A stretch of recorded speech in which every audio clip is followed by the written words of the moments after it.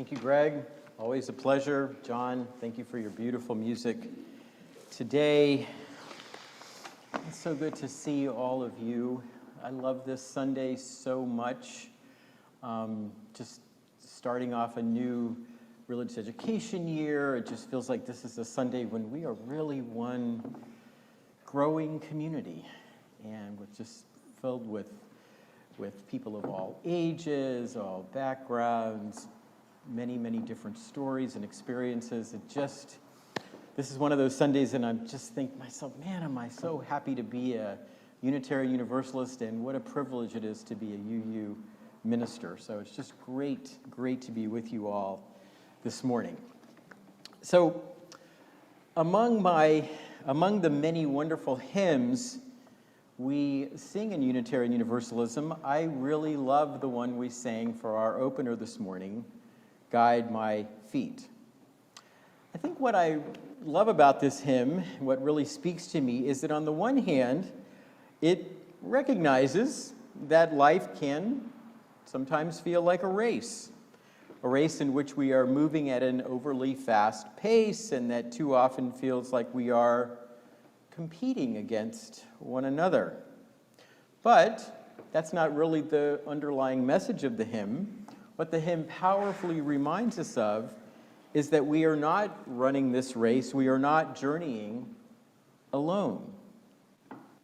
We have helping hands and loving hearts supporting us, guiding us, loving us along the way.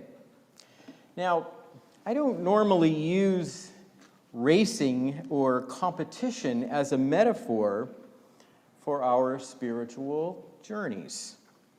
In fact, I think it's fair to say that I'm usually telling you just the opposite.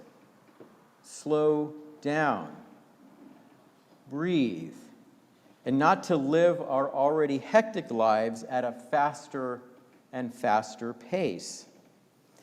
But I want to begin this morning by telling you a story about a famous race that I think points to something important about our humanity, about our search for truth and meaning, and about our hunger and our need to connect and to belong to a community like this one. So let me start with a question that I'm guessing only applies to those of you who were born maybe 1950 or earlier. How many of you in the sanctuary and on Zoom, wherever you are, on Zoom, remember hearing about the breaking of the 4-minute mile? Any of you remember that? There's a few hands. Yeah, wonderful. I don't personally remember it, but the breaking of the 4-minute mile was a big deal in 1954, and something that long and middle distance runners had been trying to do for a very long time. Now, the race in which the 4-minute mile was broken actually took place on May the 6th, 1954, during an otherwise ordinary track meet in Oxford, England. At the meet, a young medical student and runner by the name of Roger Bannister won the mile race that day in the unheard of time of 3 minutes, 59.4 seconds. And there's Roger Bannister crossing the finish line at that very race. Now, by today's men's track and field standards, his time was far from record-breaking. I think, and I didn't actually look it up, but I think the current mile record is like 3:45 or 3:46, something like that. But in the spring of 1954, his 4 laps around that track made Roger Bannister the first person to ever break the 4-minute mile. Now, I first became acquainted with the story of the breaking of the 4-minute mile when I was in college, way back in the 1980s. You see, Roger Bannister came to my college to serve as the keynote speaker at a conference the college was hosting a conference that was timed to take place on the 30th anniversary of his record-breaking race.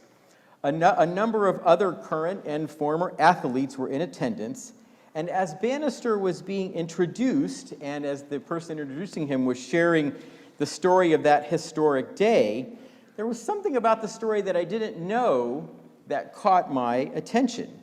You see, in addition to recognizing Bannister's individual achievement, special mention was made of the help he had received that day from two close friends and fellow runners, Chris Brasher and Chris Chataway. And I think we have a picture of the three of them running that race together. There they are. You can actually see in that picture that that's Chris Brasher, who is actually leading the race. Bannister is in second, and Chataway is in third. And of course, the other runners in the race, they were already far behind. So now the two Chris's, as they were known, had run the record-breaking race, as you see, that day with Bannister. And what they had done that had really not been done much before in track and field is that they had paced him through the first 3 laps so that Roger Bannister could maintain the speed needed to break the record.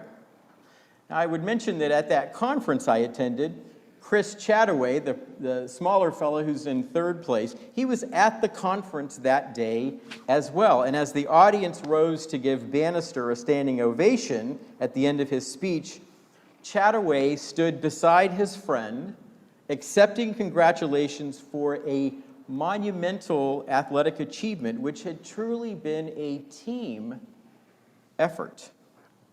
Now, I didn't think much more about Roger Bannister or the breaking of the 4-minute mile until quite a few years later when I read a wonderful book that is probably 25 years old now, but still in print, and that I highly recommend, called The Perfect Mile, written by an author named Neil Bascom. And there's a picture of the cover.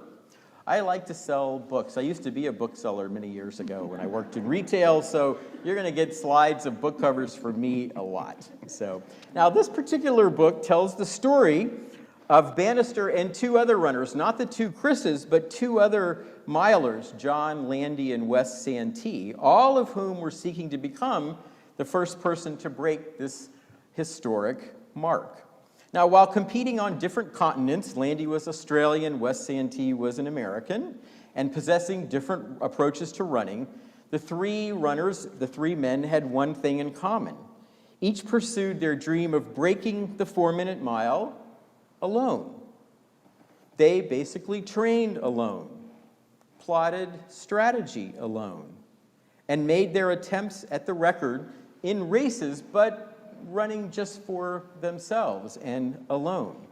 They preferred, if you will, to pull themselves up by their own bootstraps, or in this case, track shoes, I guess, rather than relying on the support and teamwork of others. Now, to some extent, their solo or solitary approaches worked. Bannister, Santee, and Landy steadily improved their times, inching closer and closer to that historic 4-minute mark. But as each man neared the historic record, they seemed to hit a wall. No matter how hard they trained or how often they tried, the 3 runners just couldn't seem to break 4 minutes. Many began to question if the 4-minute barrier was impossible to break, kind of like they used to think the sound barrier was impossible to break. It's just the human body just for some reason can't break through that wall. Roger Bannister was one who began to share those doubts.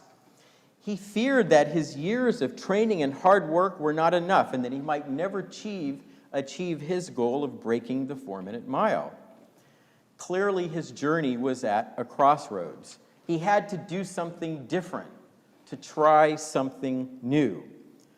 What did he do? He abandoned what I'm calling the Lone Ranger approach that dominated the ethics and thinking of track and field of his day and reached out to others for help. He began to listen to and lean on the wisdom and support of his 2 friends and fellow runners, the 2 Chris's. Brasher and Chataway became his companions, his training partners, his guides along the journey. The decision to lean on others for support was the turning point in Roger Bannister's quest to break the 4-minute mile. The results were almost immediate. His training improved as he grew stronger and faster. He also benefited emotionally, and I would even say spiritually. His two friends believed in him. Their confidence and their willingness to put their own time and energy into helping Bannister break the 4-minute mile reinvigorated his own faith and confidence in himself. May the 6th, 1954 is the historic day when Roger Bannister ran the mile in barely under 4 minutes. But I would argue that the record was set long before he crossed the finish line that day, for it was at the moment that Bannister realized he could not make his journey alone that the 4-minute mile was truly broken. By the way, you may not be aware, you may want to know that participating in or watching track and field today, if you watch track and field, Bannister's, Brasher, and Chataway's approach, that's what everybody does now, right? If you watch an elite track and field event, you will almost always see a runner or two tasked with setting the pace for the field. These are called rabbits or pace setters. They're not in the race to win. They're there, like Brasher and Chataway, to help the other runners find a good pace so that they won't have to have run their race in vain. Now, it's interesting to note that after Bannister broke the seemingly impossible barrier of the sub-4-minute mile, not surprisingly, there were critics of his approach, purists, I guess, who criticized his team-oriented approach. Running, and I'm paraphrasing here, they said is an individual pursuit, a solitary endeavor, and everyone should be in it for themselves and in it to win on their own. Now, as you can tell, you're like, why has he told us this really long story about track and field? Well, Roger Bannister's story speaks to me. I certainly admire his determination, his will to go on in the face of failure and self-doubt. But what really inspires me most about his achievement was his willingness to ask for help, to lean on others, and to recognize that his solitary path just wasn't getting him where he needed to be. Bannister's journey from being an isolated track and field lone ranger to reaching out and leaning on others is, for me, a very spiritual story. And I say this story is deeply spiritual because I believe his journey has something essential to teach us about our own faith journeys, our own spiritual journeys. In fact, I have to say that when I read about Bannister's journey and heard the story, I began to hear echoes of my own spiritual journey and the journeys of, I think, at least a few and probably many Unitarian Universalists. Journeys that take many of us away from the religious traditions of our childhood or youth or early in our adulthood to find a way to seek truth on our own, outside of anything resembling church or synagogue or whatever, or anything that smacks of organized religion. But then, at some point, I think it's fair to say, many of us find ourselves yearning for something more, for some greater sense of community and connection, which leads us to join congregations like this one.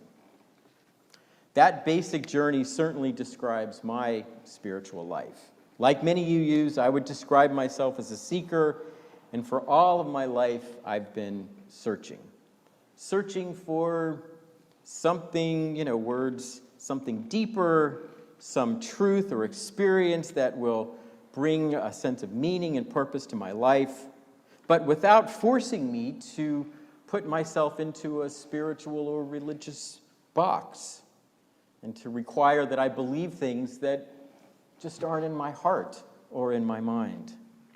In many ways, I've been reaching for what the great Jewish thinker and theologian Abraham Joshua Heschel, who I quote almost on a weekly basis, what he called radical amazement, which I understand to be a sense of awe and wonder that comes from being deeply connected to something greater than ourselves and from a sense of just belonging and being at home in the universe. But like Roger Bannister's journey to break the 4-minute mile, I spent many years seeking that deep connection, that radical amazement on my own. For years, I worked under the assumption that I was most likely to find what I was looking for by journeying away from community and from anything that just looked or felt like organized religion. Far from being a source of wisdom or inspiration or belonging, I saw religion as a barrier to my search for truth and meaning. That's why whenever someone asked me if I belonged to a church or considered myself to be religious, I would mumble and stumble a bit and uncomfortably fall back on some version of, well, you know, I'm kind of spiritual, but I am not religious. But as time went on, I discovered there was one problem, for me at least, with being spiritual but not religious. For all of my talk of doing my own thing and not being ensnared by religions or creeds, I felt spiritually alone and rather isolated. Rather than finding truth or experiencing that deep connection, my spiritual yearning, hunger remained unfulfilled. Roger Bannister kept hitting a kind of physical wall when he tried to break the 4-minute mile on his own. I guess maybe I was hitting a kind of spiritual wall that left me feeling adrift and with a feeling of emptiness and even loneliness. So after years of frustration and isolation, like Bannister, I decided to try something else. I abandoned my solitary journey and began reaching out. My family and I discovered and started attending a Unitarian Universalist congregation.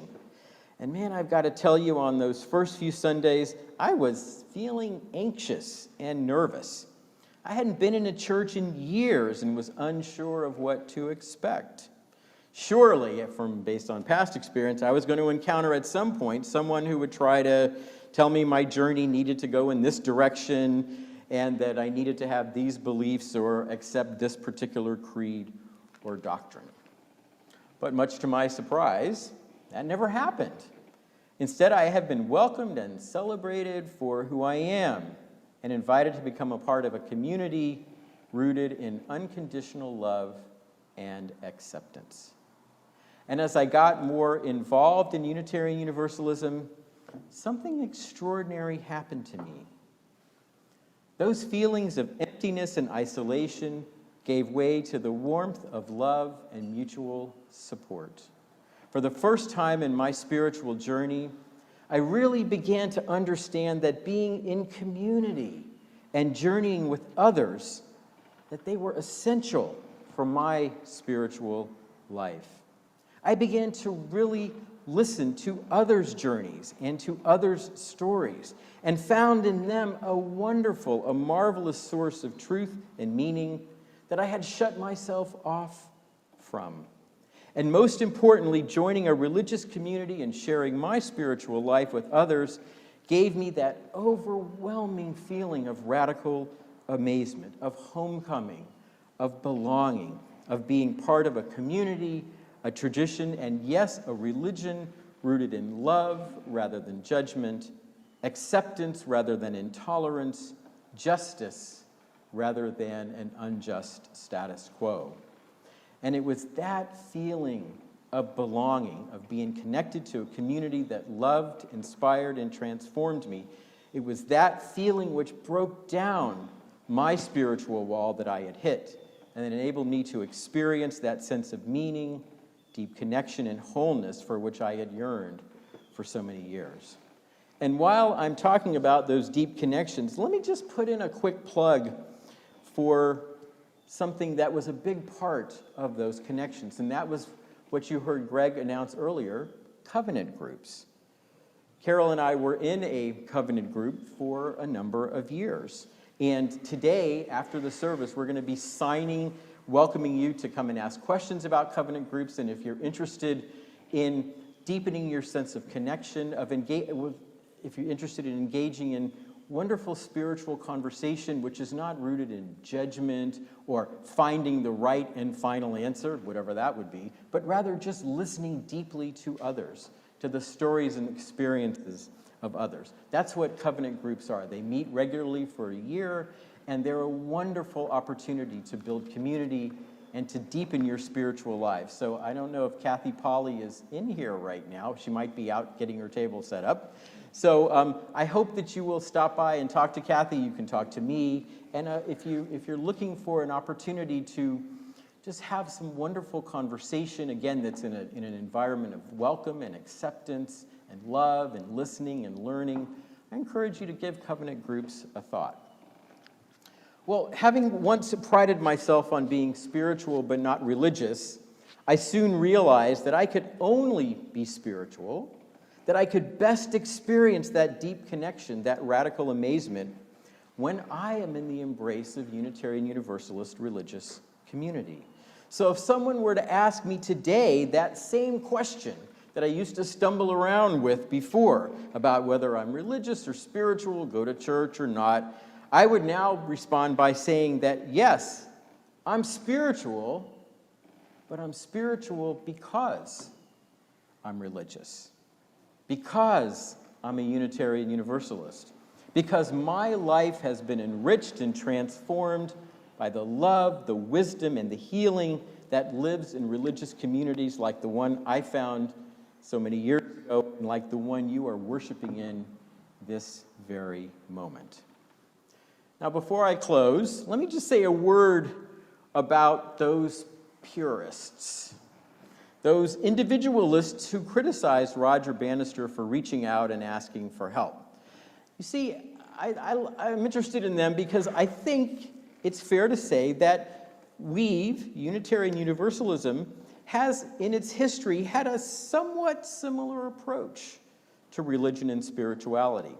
I think it's fair to say, and this may be an overgeneralization, but I don't think I'm too far off, that for a good part of our history, we UUs journeyed in the shadow of some of our most famous forebears, the Transcendentalists.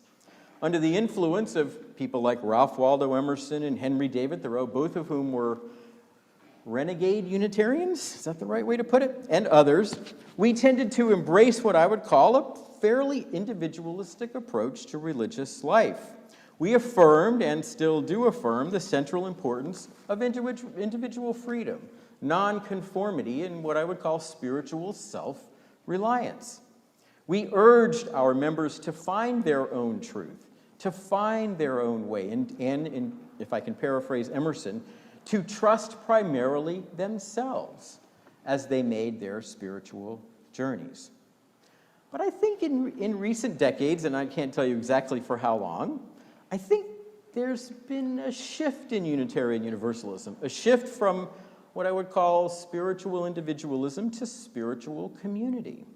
Now, don't get me wrong, we UUs still value individual freedom and authenticity.